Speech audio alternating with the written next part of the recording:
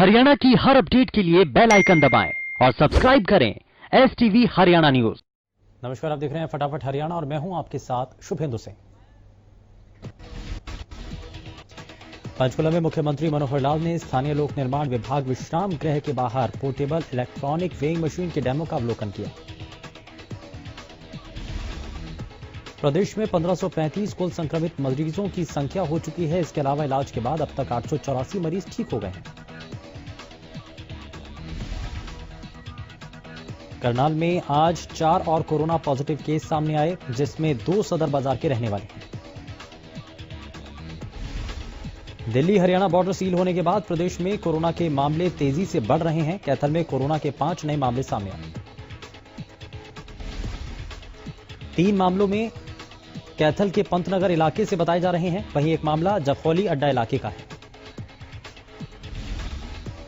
रतिया में कोरोना का नया मामला सामने आया और इसके बाद स्वास्थ्य विभाग की टीम अलर्ट मोड पर है।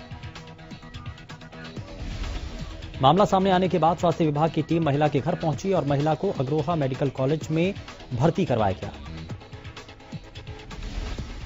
कनीना के गांव इसराना में कोरोना का पॉजिटिव मामला सामने आया। यहां सीआरपीएफ के जवान का कोरोना टेस्ट पॉजिटिव पाया गया। कोरोना का पॉजिटिव मामला मिलने के बाद विभाग की टीम हरकत में आ गई और संक्रमित जवान को नारनौल के कोविड वार्ड में भर्ती करवाया गया।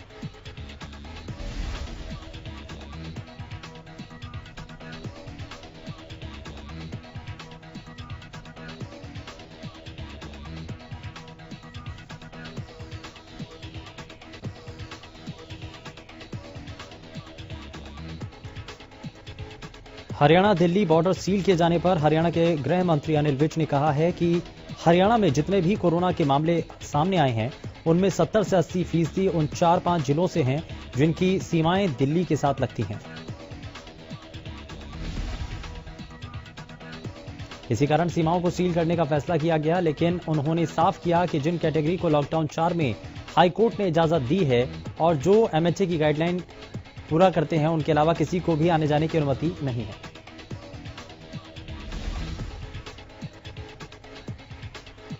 गृह मंत्री अनिल विज ने कहा कि वो अपने प्रदेश के लोगों के साथ कमिटेड हैं और उन्हें अपने प्रांत को बचाना है। प्रदेश में कोरोना के बढ़ते मामले डराने वाले हैं और इसके बाद गृह मंत्री ने सख्ती दिखाई है और दिल्ली से सटे प्रदेश के बॉर्डर को सील करने के आदेश दिए हैं। कोरोना के दिल्ली कनेक्शन को देखकर दिल्ली से सटे प्रदेश के बॉर्डर को सील कर दिया गया। कल खुद गृह मंत्री ने सख्त आदेश दिए थे। हरियाणा में कोविड-19 के बढ़ते मामलों को देखते हुए एक दिन पहले ही गृह मंत्री अनिल विज द्वारा बॉर्डर सील किए जाने के आदेशों का असर आज सुबह से ही दिखाई दे रहा है। फरीदाबाद बॉर्डर पर भी प्रशासन सख्त दिखा और दिल्ली से आने वाले लोगों को फरीदाबाद में एंट्री नहीं करने दी गई। इतना ही नहीं, दिल्ली से हरियाणा बॉर्डर में आने वाले लोगों के पास सख्ती से चेक किए जा रहे हैं। बॉर्डर पर पुलिस तैनात है। लॉकडाउन के बीच एक बार फिर गोहाना पुलिस ने सख्त रुख अपनाया है। पुलिस ने बिना परमिशन घूम रहे वाहन चालकों के जमकर चालान काटे। सरकार ने लॉकडाउन में मनरेगा में काम की मंजूरी देकर मजदूरों की जिंदगी पटरी पर लाने की कोशिश की है, मगर कई जगहों पर अभी मजदूर तमाम तरह की परेशानियों से घिरे हुए हैं। झज्जर में लॉकडाउन के बाद मजदूरों को बेरोजगारी का डर था, लेकिन सरकार द्वारा मनरेगा स्कीम के तहत मजदूरों को काम दिया जा रहा है। हमने मजदूरों से बात की तो उन्होंने बताया कि हमें काम मिल रहा है। फतेहाबाद में रोजगार आम आदमी के लिए बड़ी चुनौती बन चुका है। लॉकडाउन के बाद से ही किसी भी हाथ के पास काम नहीं है। सबसे बड़ी समस्या रोजी रोटी की सामने आ चुकी है। नांगल चौधरी में लॉकडाउन के बीच मनरेगा मजदूरों की संख्या में इजाफा होने लगा है। गौरतलब है कि देश में लॉकडाउन 4 के बाद गरीब मजदूरों की बिगड़ी स्थिति को संभालने के लिए सरकार ने मनरेगा के कामों पर जोर दिया है। एक बार फिर हरियाणा न्यूज की खबर का असर हुआ है। दरअसल धर्मनगरी कुरुक्षेत्र के LNJP अस्पताल में फैली अव्यवस्था की खबर दिखाए जाने के बाद प्रशासन सजग हुआ है। सरकारी अस्पताल में सोशल डिस्टेंसिंग का ये मामला है। यहां कोविड-19 के संक्रमण को रोकने के लिए दिशा निर्देश जारी किए गए, लेकिन उन सब की धज्जियां उड़ाई गई। हमेशा की तरह हरियाणा न्यूज ने अपनी जिम्मेदारी निभाते हुए इस खबर को प्रमुखता दी, जिसके बाद जिला उपायुक्त ने अस्पताल का दौरा किया और इस मामले में लापरवाह अधिकारियों की फटकार लगाई है। होडल के गांव सोंद के लोगों ने बिजली की समस्या को लेकर बिजली विभाग के कार्यालय में जमकर प्रदर्शन किया। महेंद्रगढ़ की मंडियों में सरसों खरीद के कथित घोटाले के मामले में गुरुवार को बड़ी कार्रवाई करते हुए सरकार ने जिला महेंद्रगढ़ की चारों मार्केट कमेटियों के सचिवों को सस्पेंड कर दिया। ये कार्रवाई हरियाणा कृषि विपणन बोर्ड के मुख्य प्रशासक ISJ गणेशन ने गुरुवार को जिले की मंडियों का दौरा और रिकॉर्ड चेक करने के बाद देर रात को की है। रादौर में आज सुबह सुबह अचानक मौसम ने करवट ले ली। तेज हवाओं के साथ आसमान में बादल छा गए और देखते ही देखते झमाझम बारिश शुरू हो गई। पिछले कुछ दिनों से पड़ रही भीषण गर्मी में बेहाल लोगों को गुरुवार शाम आई बारिश ने राहत दे दी है। तेज आंधी तूफान के बाद बारिश आई, जिससे मौसम खुशगवार हो गया। यमुनानगर में घने काले बादलों के बीच तेज ठंडी हवाओं के साथ बरसात की ठंडी ठंडी बौछारों ने लोगों को तपती गर्मी से राहत दी। भवानीखेड़ा के गांव चांग में तेज आंधी के कारण गांव में लगे RO के प्लांट को लगभग 17 लाख रुपए का नुकसान पहुंचा है।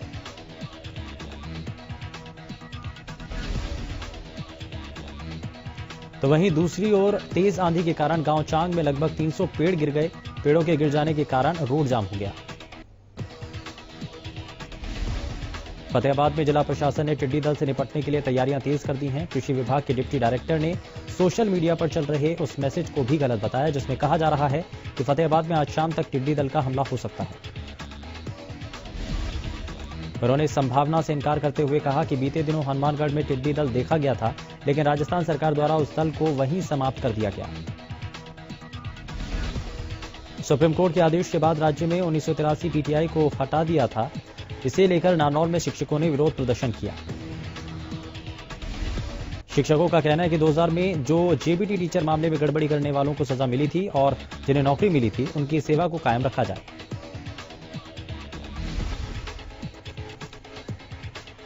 सुप्रीम कोर्ट के आदेश के बाद हरियाणा सरकार ने 1983 PTI टीचर को 3 दिन में पदमुक्त करने के आदेश दे दिए हैं। दरअसल 2010 में भूपेंद्र सिंह हुड्डा सरकार के दौरान 1983 PTI टीचर की भर्ती हुई थी, जिसमें अव्यवस्थाओं का आरोप लगाते हुए सुप्रीम कोर्ट में कुछ अभ्यर्थियों ने रिट दायर की थी। करनाल में हरियाणा विद्यालय अध्यापक संघ के बैनर तले PTI टीचर्स ने काली पट्टी लगाकर प्रशासन के खिलाफ विरोध प्रदर्शन किया। कैथल के भी सभी अध्यापकों ने आज काला दिवस मनाया और सरकार के खिलाफ प्रदर्शन कर नारेबाजी की। एक तरफ कोरोना संकट में सरकार प्राइवेट स्कूलों से फीस के लिए सख्ती नहीं करने की अपील कर रही है, तो दूसरी तरफ बल्लभगढ़ के अग्रवाल स्कूल की ओर से अभिभावकों से फीस मांगे जाने से अभिभावक नाराज हैं।